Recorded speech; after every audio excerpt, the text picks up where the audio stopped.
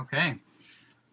Well, welcome everyone. This is our very first IFYR live event. My name is Brett Barker, and I am privileged to serve as the National Committeeman for the Iowa Federation of Young Republicans. And with me, I have Jacob Minnock, who is our treasurer for the state federation as well. And so we're really excited to have with us on this very first event, Senator Chuck Grassley, who really doesn't need much of an introduction, but we're going to do it anyway. So a little bit about the YRs. We are a group of young Republicans recently rechartered in Iowa, so one of the oldest Republican auxiliary organizations in the country, but recently chartered in Iowa again last summer, and so we're just getting started. And so we're excited to reach out to folks right now online. And with that, our very first guest for our YR Live events will be Senator Chuck Grassley. So Senator, welcome.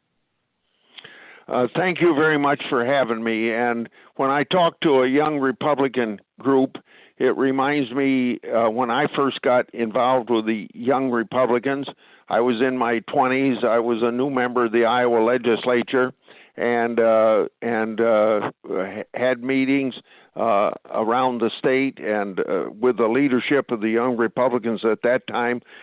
I was never an officer in Young Republicans, but I know a lot of those contacts that I made during the 1960s ended up being people that were active in my campaigns for the U.S. Congress in 1974 and then for the United States Senate in 1980. So I want to say that young Republicans have been a big part of my success as a political leader. And so I congratulate a rechartering of the Young Republicans for Iowa, and you folks that are taking a leadership position, and those of you who are listening that maybe don't consider yourselves in a leadership role supporting what it's all about. And I would like to refer to the 2004 election. I was up for election, but George W. Bush was up for re-election as President of the United States, and he had previously lost Iowa, but we put on for my re-election, we put on such an effort to get young Republicans, particularly on the college campuses, but even young Republicans like you, young professionals are today, out of college and organized, and we really turned out the young Republican vote. And the people that were involved, political pundits in that day, now, 16 years ago, they said that our efforts to get the young Republican involved in our campaign had a great deal to do with George W. Bush carrying Iowa that particular year and being reelected. So I want to emphasize that in your role as young Republican leaders, working on your own and in conjunction with others, there's about three things I'd like to emphasize. One, obviously, the President of the United States, not on a particular policy, but on a general assumption that I have that I think is well proven, that a lot of politicians run on a platform, they don't stand on it. And this president ran on a platform. I see his standing on that platform, trying to get done in office what he said he was going to do as a candidate.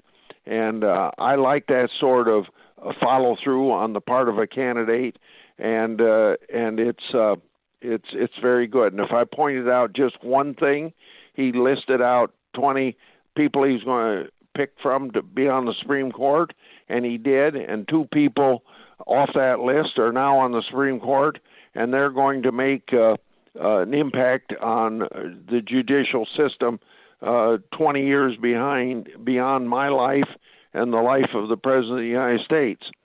The other thing is to re-elect Joni Ernst, my colleague, and you young folks might not have an appreciation for this like I do, but if you serve with a Democrat senator colleague for 30 years from Iowa, his name was Tom Harkin. He was a person that I got along with well as a colleague of mine. Still consider him to have a close relationship with him, but we voted alike about 10% of the time.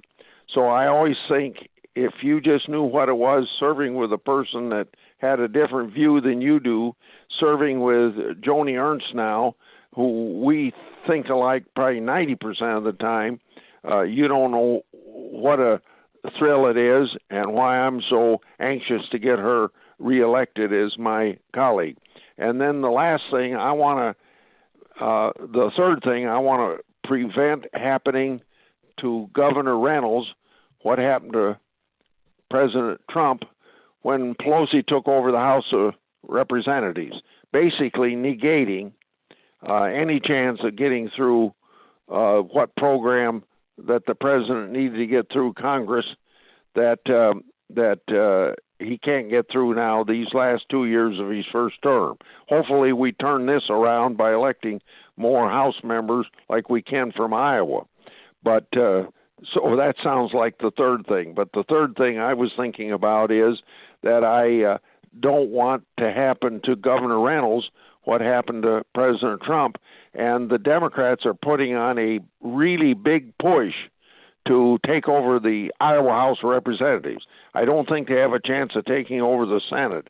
But if they change 4 seats or 3 seats maybe in the Iowa House of Representatives, they can negate Governor Reynolds' program just like Pelosi's negating Trump's program.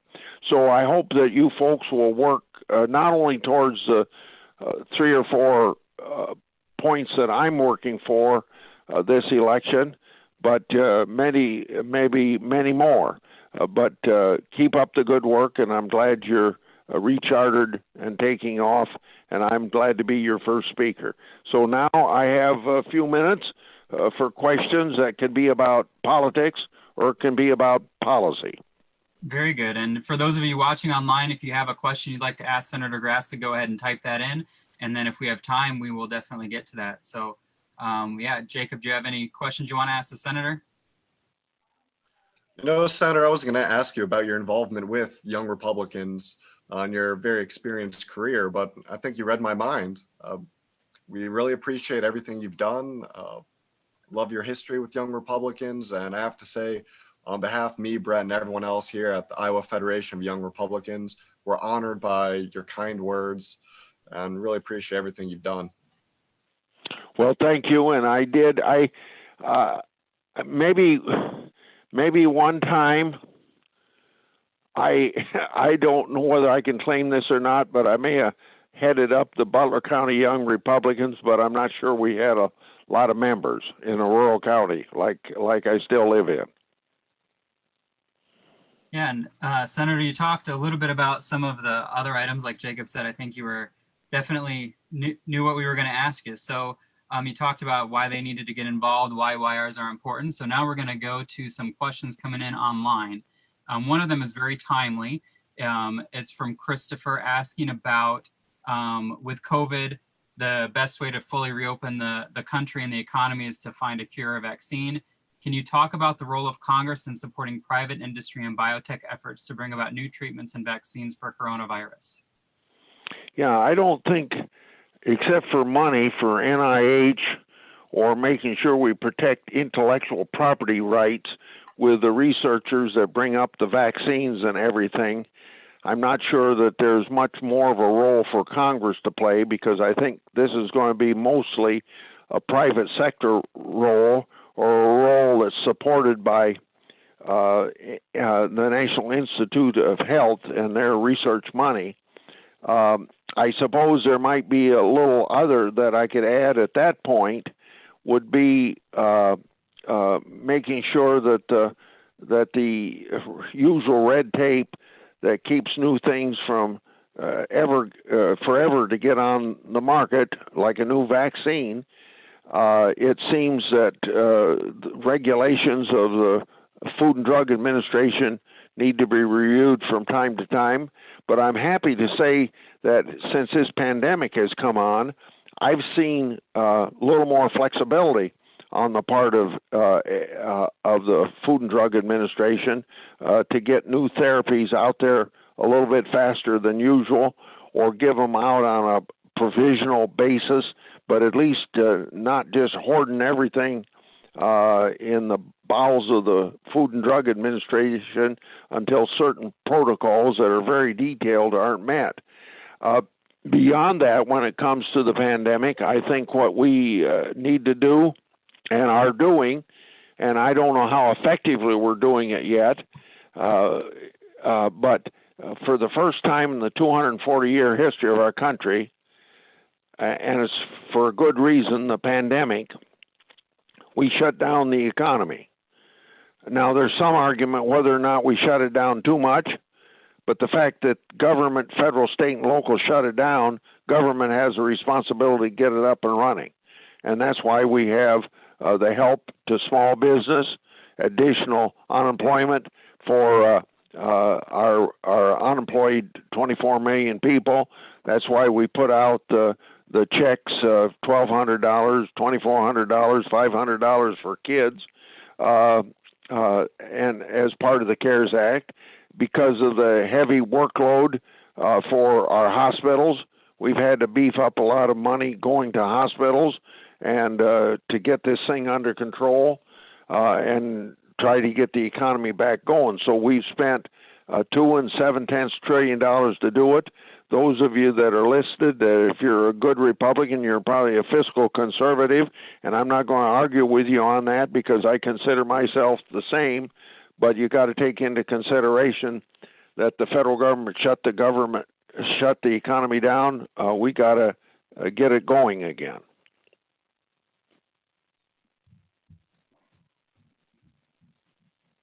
Thank you, Senator. We've got another question here from Deborah Stoner, and this is one I'm assuming you probably get quite a bit. Two-part question. What is it like being a senator from a more rural state? And do you find yourself clashing with the opinions of Democrats or perceptions of rural Iowa? I don't, on the last part of that question, clashing with people about rural Iowa. If you're thinking somebody from Los Angeles, San Francisco, New York, Philadelphia, thinking of rural America as being backward people, if that's what they actually think, I don't have to clash with them on them. If that's what they think about us, they're kind enough not to say that, so there doesn't seem to be a clash from that. But on the other side, I see myself as a person from a rural state, particularly agriculture, being in agriculture myself, and knowing that 2% of the people produce the food for the other 98% of the people, I find myself, and something I enjoy doing, defending agriculture, defending the values of rural America, particularly the work ethic, and being willing to say those things. I don't know to what extent I make an impact, but I think a lot of people living in urban America need to be educated about that. Now, that may be less of a problem in the Senate than it would be in the House, where probably 80% of the delegates, or I mean the representatives, come from the big cities and may not know much about agriculture. Every senator, even if they're big city slickers, big cities and more urban oriented, they all have some rural interests that they have to try to represent. Maybe not very effectively, but they have to represent them. So that's the answer to the second part of the question. And you know what? I forgot the first part of the question. I think you summed up quite a bit of the first part of the question with that answer to the second. To repeat the first, what is it like being a senator from a more rural state? I think I've answered it, so let's go on to the next question. Sounds good. Senator, we have another question here from Nathaniel asking about the relief packages. I know Congress has talked about further packages potentially. So he's asking specifically about rent relief, if there's any discussion on that. And then I'm going to add to that because I think folks would be interested. What types of things do you think Congress will be addressing in future relief packages? Yeah. First of all, on the rent, I don't believe there's going to be a national policy on rent. There's already some local and state policies on rent abeyance, and there's a lot of private sector abeyance, just landlords coming forth on their own and saying either no rent for a certain period of time or an abeyance in the paying of the rent, but will the expectation to be paid. I would think the extent to which we're giving $600 more to people that have signed up for unemployment than that state gives, and that $600 is uniform throughout the country, whereas the initial unemployment differs from state to state. But in some places like Iowa, people until January or till July 31st are going to get the equivalent of $52,000 a year, because that's $600 plus the state is close to $1,000 of income for those 4 months period of time. I would think that that's for a single family or for a single individual, that's I think that would be a little above average.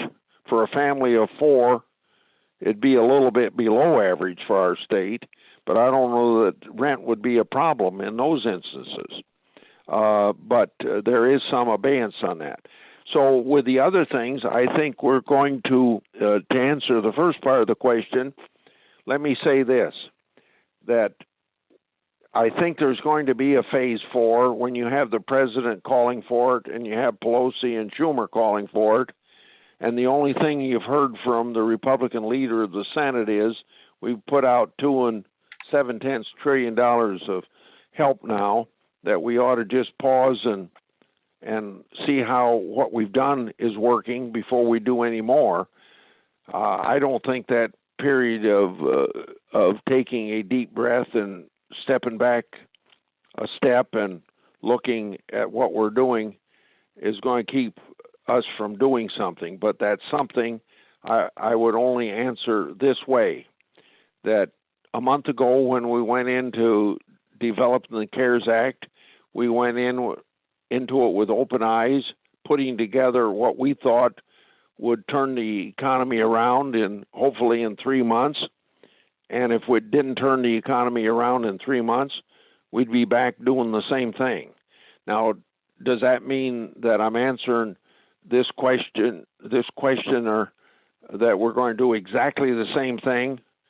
It might not be exactly the same thing, but I think it'd be along the same lines.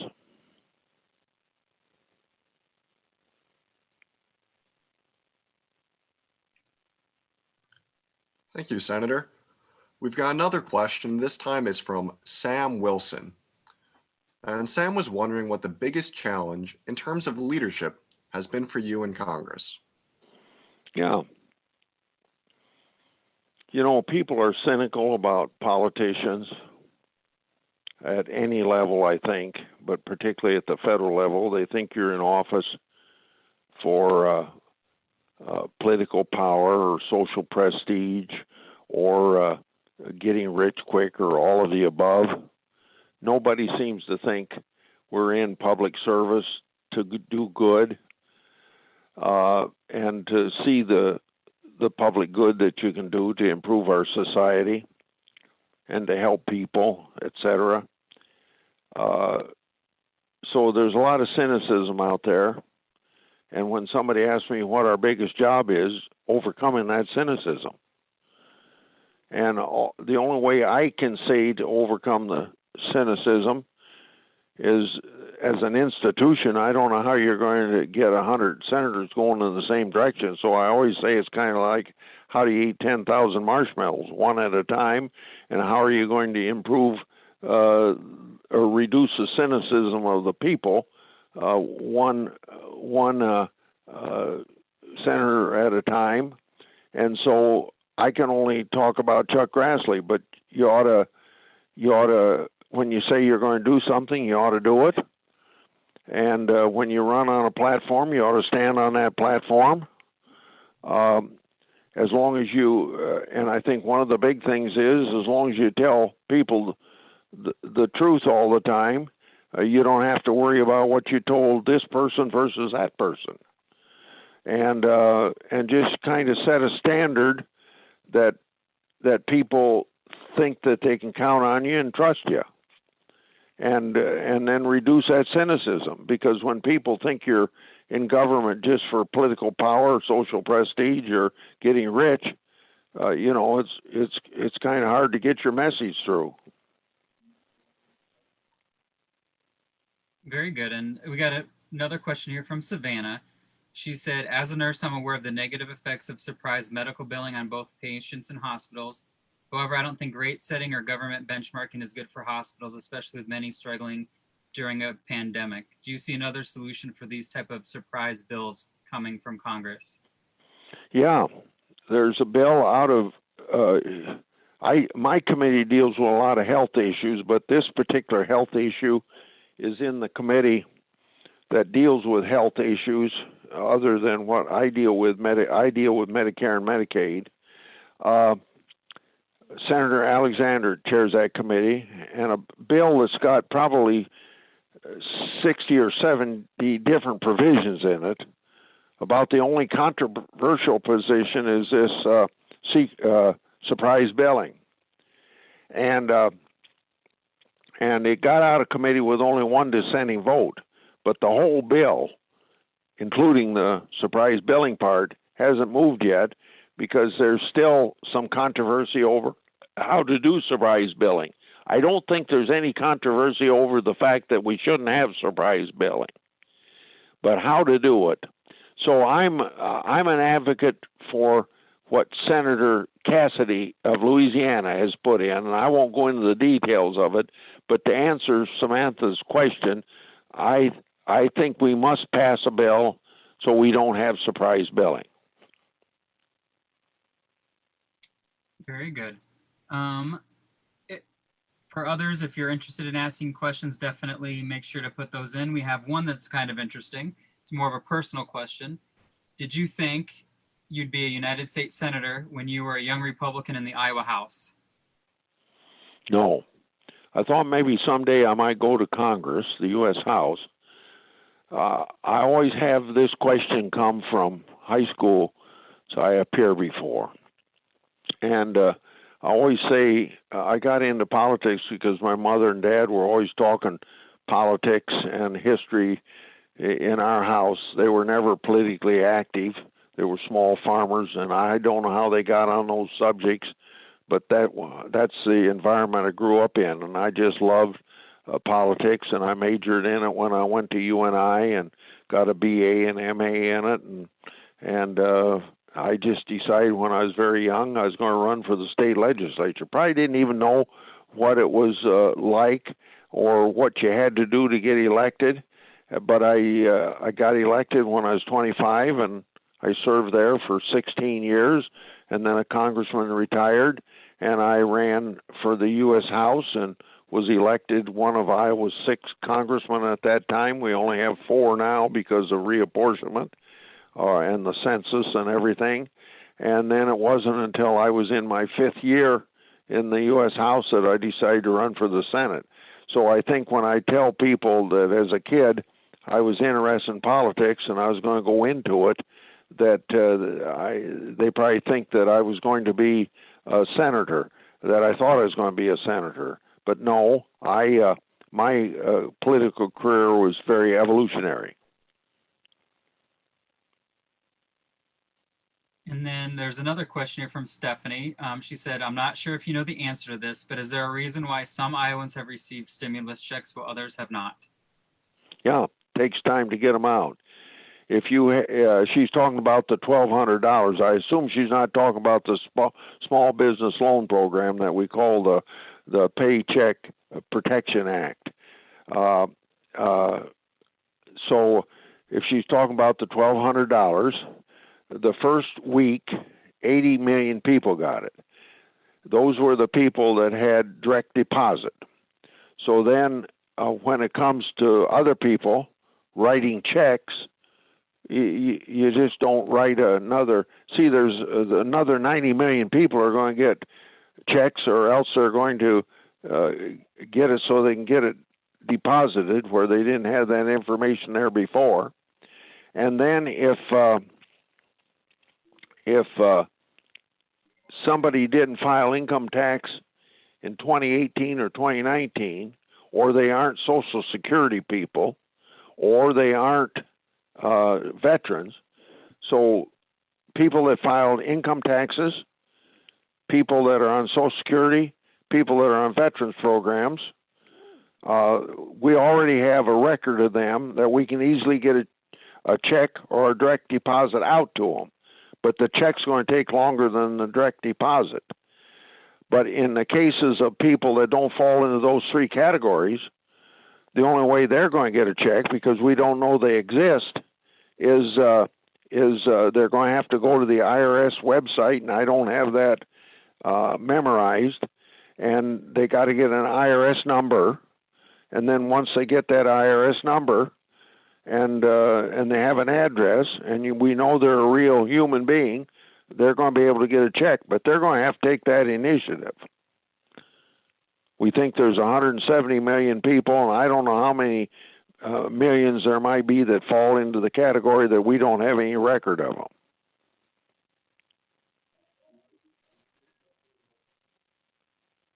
Thank you, Senator. I think we have one last question before we wrap up call in night. This comes in from Ashley Hunt. A lot of politics is about building meaningful connections, both with people who are similar to you and those who are different. What advice do you have for young Republicans early in their career who are looking to build those kind of connections, whether through politics, other professional avenues, or just in their personal life? Well, I think the route we too often take are people we're comfortable with, and I think one of the things that I don't practice as much as I should, but you should seek audiences with people that you might not feel comfortable with, particularly if you want to be successful in politics. You want to get your message out to others. That would be the advice I would give. Don't always go to people where you feel comfortable. Very good. And thank you, Senator, for sharing your guidance and wisdom with us tonight. I think it was really informative, and we definitely appreciate your time and all your hard work out there in DC on our behalf. So we're going to go ahead and wrap up and let you go on with your evening this evening. But for any folks that are interested in more about the Young Republicans, you can go to IFYR.com. You can get on our email list. You can learn how you can support us as far as fundraising and things like that go. So we definitely could use your support. Other than that, we definitely wish everyone a good night, and also want to thank Senator Grassley one more time for being such a great supporter of ours. He's done a phenomenal job, and also has challenged folks for a matching donation to the YR. So if you donate, you might get that matched by Senator Grassley. So we definitely appreciate his support. He's been one of our strongest supporters from the very beginning. So we've got big plans. We'll be deploying across the state to elect Republicans and conservatives through this election cycle, and we need your help. So appreciate everyone joining us this evening, and have a good night. Good night. Good night, Senator. Thank you once again.